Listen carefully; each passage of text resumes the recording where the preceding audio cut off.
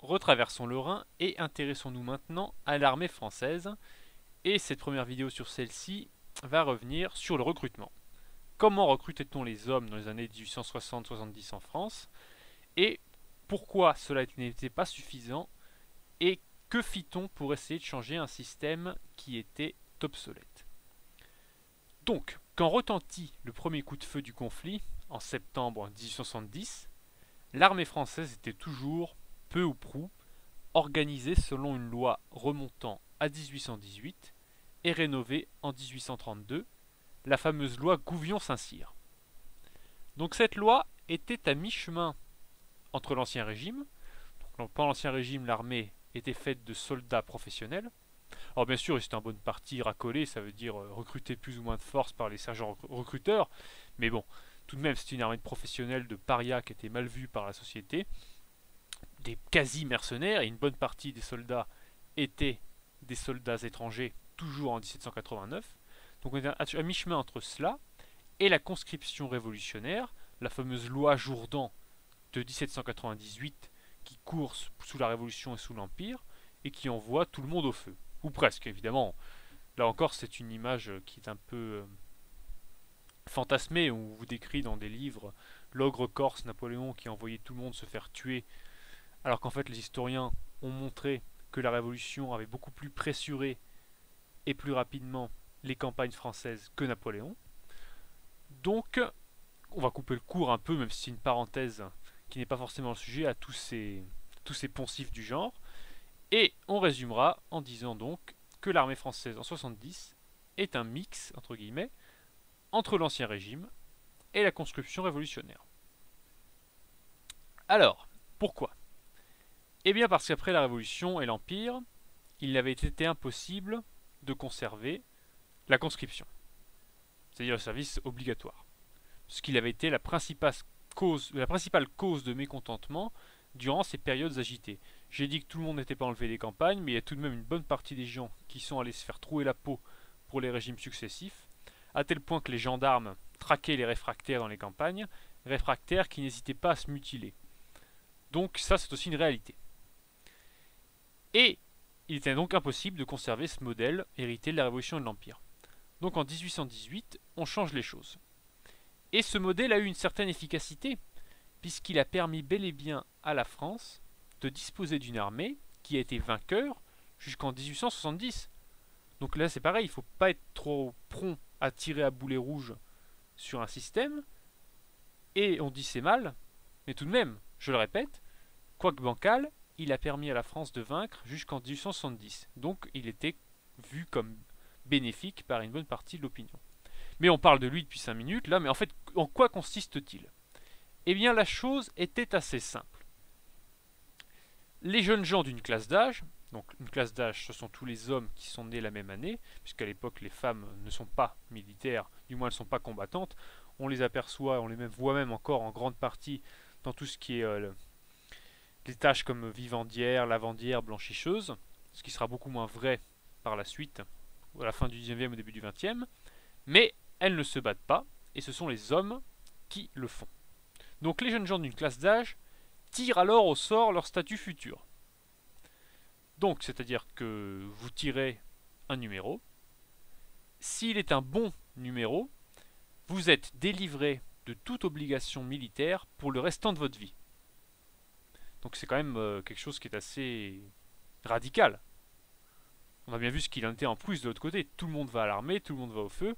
Si jamais guerre il y a, les classes d'âge y vont 3 ans, puis 4 ans, puis 3 ans. Là non, vous tirez un bon numéro, eh bien vous n'avez plus aucune obligation militaire de toute votre vie. Par contre, si vous tirez un mauvais numéro, vous partez à l'armée. Donc le contingent annuel, parce que comme en plus c'était impossible de mobiliser chaque année tous les hommes, c'était pas possible au point de vue du travail et des finances. Donc le corps législatif, ce sera à peu près notre parlement aujourd'hui, il a choisi tous les ans quel sera le volume du contingent annuel. Donc en gros, combien y aura-t-il de mauvais numéros? Donc vous tirez un mauvais numéro, vous partez à l'armée. Non pas pour 1 an ou pour 3 comme en plus, mais pour 7. J'ai bien dit 7 ans. C'est un système qui permet aux hommes d'être formés. puisque même si vous n'êtes pas militaire de carrière, vous restez 7 ans à l'armée si vous tirez un mauvais numéro, et donc vous avez tout de même le temps d'être formé à la vie de caserne, à la vie de combat si jamais combat il y a, et il y en a à cette époque. Donc ça fait un système qui fait des soldats semi-professionnels. D'autant plus qu'à l'époque, on facilite les rengagements. C'est-à-dire qu'au terme de vos 7 ans, vous pouvez vous rengager. Et par exemple, si vous avez grimpé dans les grades, eh bien ça vous permet de continuer votre ascension et pourquoi pas de devenir officier. Et rester à côté de cela des volontaires.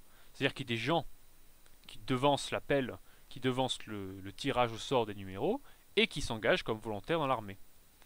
Généralement, ceux-ci y restent une bonne partie de leur vie et essayent évidemment de grimper les échelons pour devenir sous-officier, officier. Surtout s'ils ont fait une école où ils sortent directement, comme sous-lieutenant pour Saint-Cyr par exemple. Donc l'armée française est quasiment une armée de métier, et comme elle incorpore tout de même chaque année des jeunes gens, elle n'est pas réduite à trop peu d'hommes. Donc c'est un système hybride qui n'est ni une armée professionnelle, ni une armée de conscription, et s'il prend un peu d'avantage des deux, il prend aussi les inconvénients des deux systèmes. Donc c'est un système un peu bancal qui convient le temps où il n'y a pas de menace trop pressante sur les frontières, et permet des guerres limitées. Par exemple, celles du début de la deuxième expansion coloniale française. L'intervention en Espagne, l'intervention en Algérie, la guerre de Crimée, la guerre d'Italie, l'intervention au Mexique. Ce sont des guerres qui mobilisent beaucoup d'hommes, certes, mais dans lesquelles l'intérêt vital de la France, l'intégrité de ses frontières n'est pas engagée, et donc le volume de troupes envoyées ne correspond pas non plus à un conflit comme les guerres napoléoniennes ou 1870 comme on va le voir. Toutefois, on a vu précédemment que le voisin prussien devenait menaçant, qu'il montait un outil militaire redoutable et national qui a vaincu l'Autriche en 1866 et avant cela le Danemark. Donc face à cela, il devenait urgent de réformer un système qui ne garantissait pas un nombre d'hommes suffisant en cas de conflit majeur. De plus, ce système était inégal. Je l'ai brièvement évoqué la dernière fois, et je vais revenir là-dessus maintenant, sur le fait que l'on pouvait s'acheter les services d'un remplaçant. C'est-à-dire que lorsque vous tirez un mauvais numéro, si vous avez l'argent, vous pouvez payer un remplaçant qui va se faire trouver la peau à votre place. Donc généralement c'est quelqu'un qui est volontaire parce qu'il a besoin d'argent, ou un pauvre R endetté, défavorisé, qui n'a pas les moyens. Mais quelquefois, et l'amalgame est fait à l'époque, c'est-à-dire qu'on met tous les remplaçants dans un même panier, il y a aussi le fait qu'un frère peut par exemple prendre la place de son frère. Il est possible, si quelqu'un par exemple a une constitution assez faible, tire un mauvais numéro, il est possible qu'il se fasse remplacer par quelqu'un de sa famille. Mais généralement, l'opinion de l'époque n'aime pas beaucoup les remplaçants, puisque ça équivaut à un marché d'hommes, et les met tous dans le même panier. Par exemple, il y avait des sociétés des compagnies d'assurance même, auxquelles vous souscriviez, et qui vous donnaient un pécule si vous tirez un mauvais numéro. Il y avait même certaines régions où le marché des hommes, le marché des remplaçants, coûtait cher, et d'autres où il ne coûtait pas cher. Donc il y avait une sorte de migration entre les départements, de gens à remplacer et de remplaçants, et un système un peu parallèle d'argent souterrain qui circulait pour garantir l'efficacité de ce système. Et par exemple, s'il est impossible à un paysan du fin fond de la Creuse de s'acheter un remplaçant, un riche rentier parisien, lui, a les moyens de préserver son fils d'une mort possible. Donc, la France n'a alors pas d'égalité devant le service des armes, et ni devant la mort, puisque l'argent remplace le tirage au sort en certains cas. Donc Napoléon III est plus que conscient de ces choses-là, et bien qu'il n'aime pas forcément la violence, il sentait que la France courait à sa perte si rien n'était fait.